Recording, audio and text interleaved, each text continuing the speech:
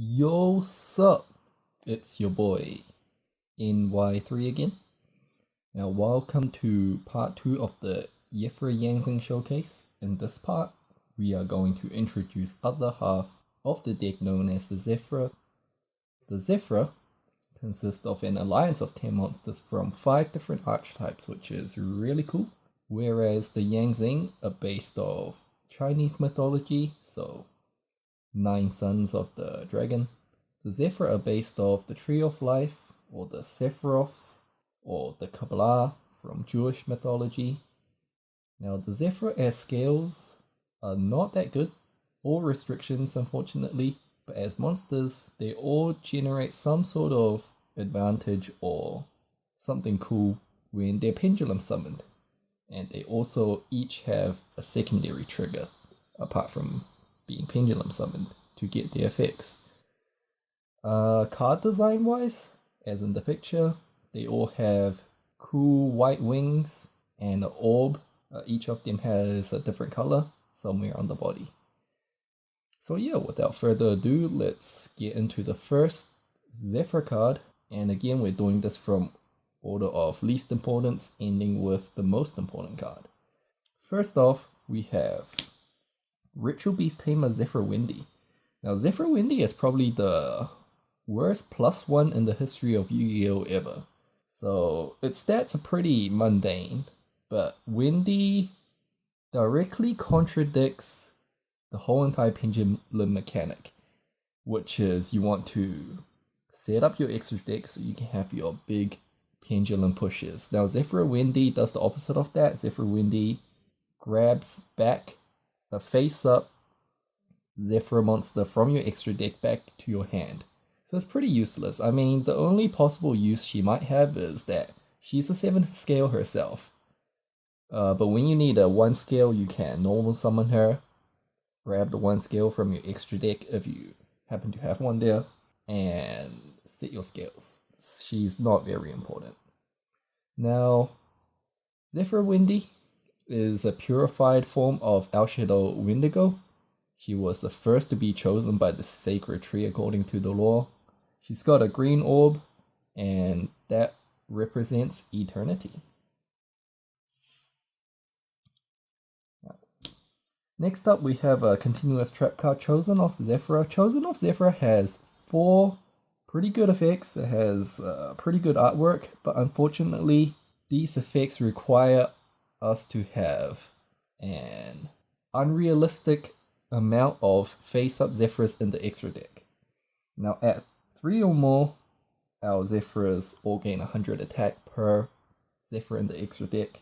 The next 2 effects pretty much make Zephyrs into Magic Spectres, so untargetability, and makes all the Zephyrs indestructible, which is nice. Now, the final effect at 10 or more face-up Zephyrs in the extra deck is, you pretty much reset the game. You shuffle all cards in your opponent's hand, graveyard, and field back to their deck. So that's a really powerful effect. I think this effect actually has potential, just not right now. Maybe one day when Pendulum support gets stupidly broken, we might be able to, first turn, set up 10 Zephyrs in the extra deck somehow. I look forward to it, and at the same time, I don't look forward to it. Anyways, next card, Zephyr Path. Zephyr Path is a continuous spell card. It's a searchable floodgate.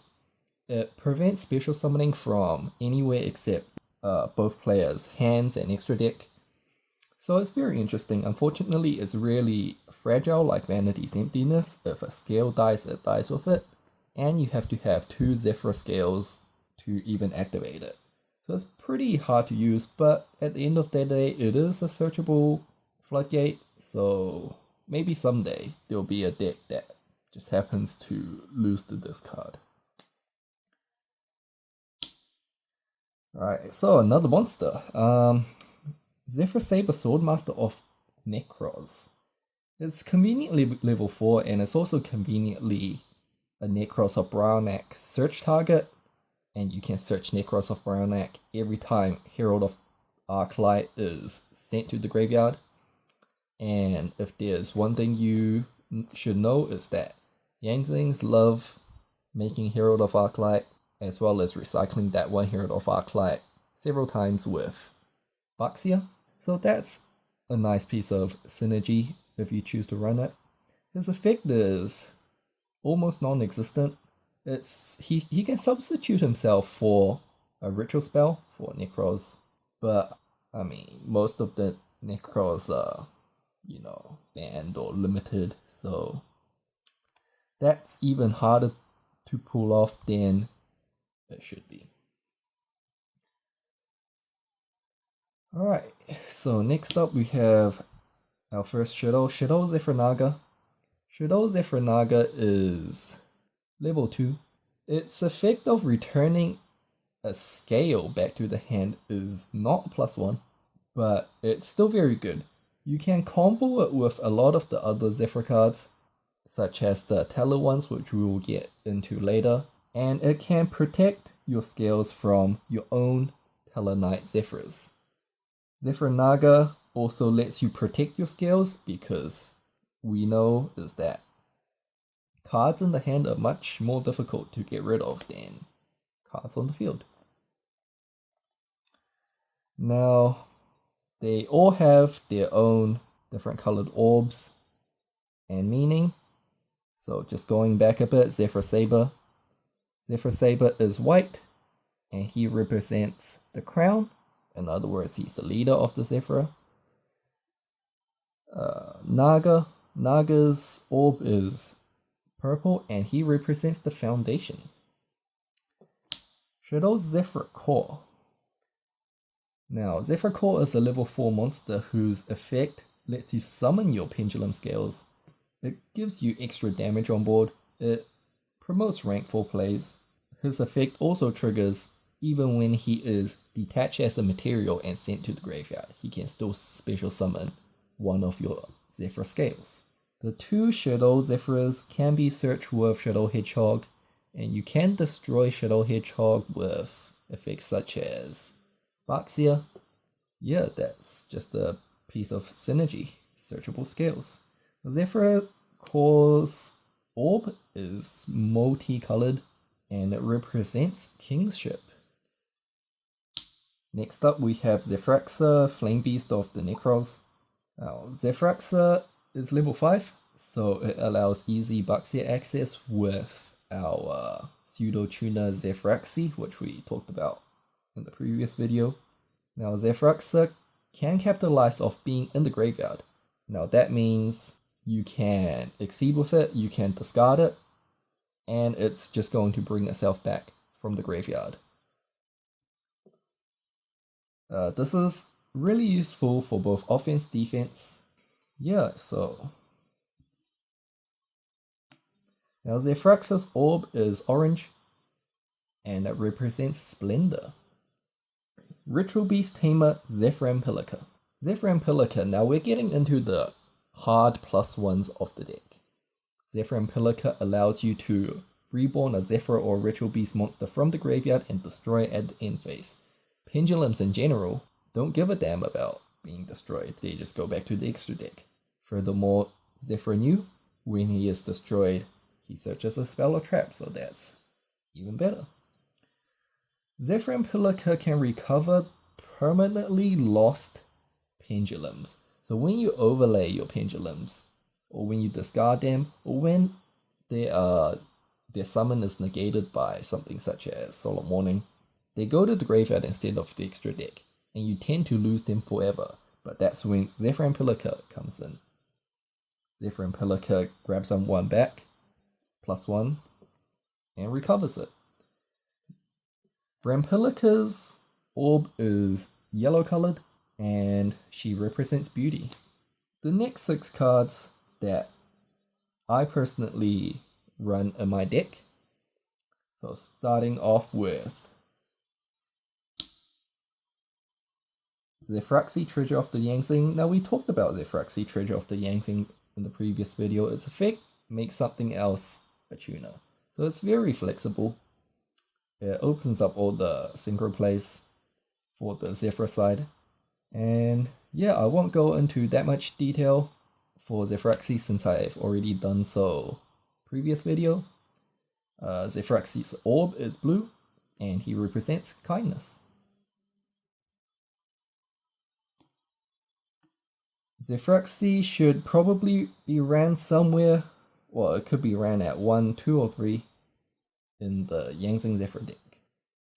Next up we have the counter trap, Zephyr Divine Strike. Now Zephyr Divine Strike has a cost, which means if you open this card, it's not going to be very useful. Well, it's not going to be immediately very useful. Zephyr Divine Strike is like a Infinity Barrier. I'm pretty sure everyone's compared the card to Barrier, and that it's a counter trap and it can't negate anything except summons. Zephyr Divine Strike, cost of banishing a Zephyr monster from your extra deck to use it is kind of counterproductive, but it does allow you to convert your extra resources into disruption on your opponent's turn, which is very nice. But since at the end of the day it's a very bad card to open, so I would probably never run more than one of it.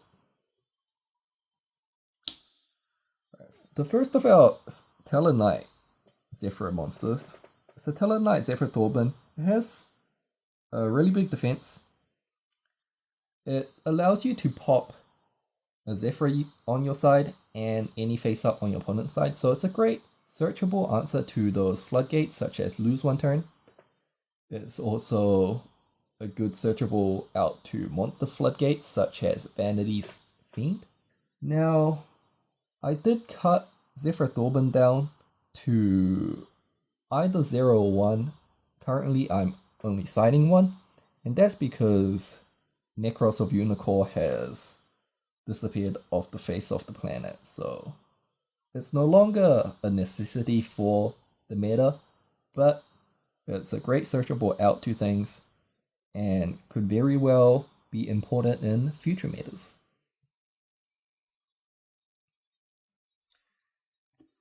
Stellar Knight Zefra Exiton. Now, who said Exiton was banned? Exiton is the beatstick of the Zefra archetype, level 4 1900 attack. Zefra Exiton is able to destroy face down cards, so it allows the Zefra engine to play against heavy back row without too much problem. Now our two Tellarknight Zephyrs, they can be searched by Deneb.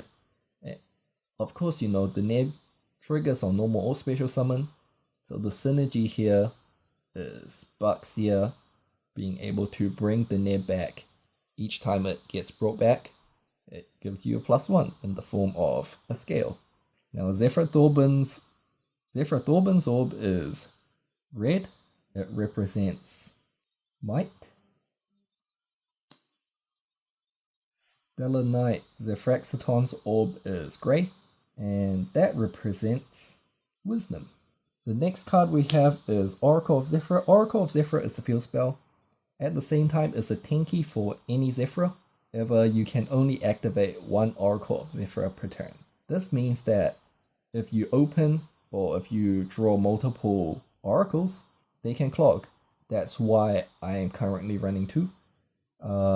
Running 3 is alright as well. I used to run 3. Now, Oracle is the main search target for Zephyr New in preparation for a good grind game. Oracle of Zephyr also has 4 additional effects.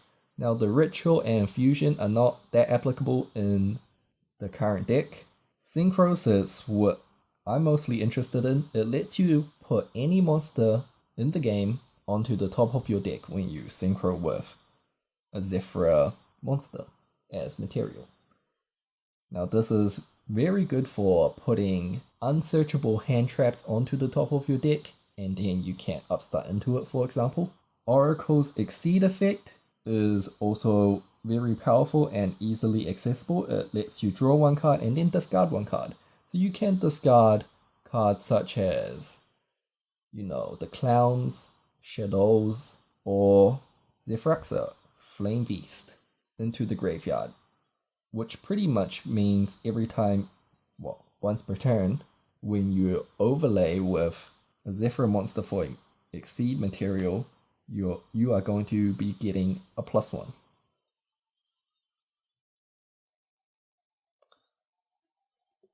And finally, we're up to our last and most important Zefra, and that is Zefra New Secret of the Yangzing. Again, I've talked a lot about Zefra New in the previous Yangzing introduction, so I won't go into that much detail. Now, Zefra New's orb is black. It represents understanding. It's definitely a 3-off in this deck because he is the primary searcher. He has 2600 defense. I mean, personally, I wish I could run like 6 of him, but we can't, so that is all. So that's the introduction for the 2 core archetypes of the deck done. I hope you will join me next episode, and we'll take a look at some off-theme support.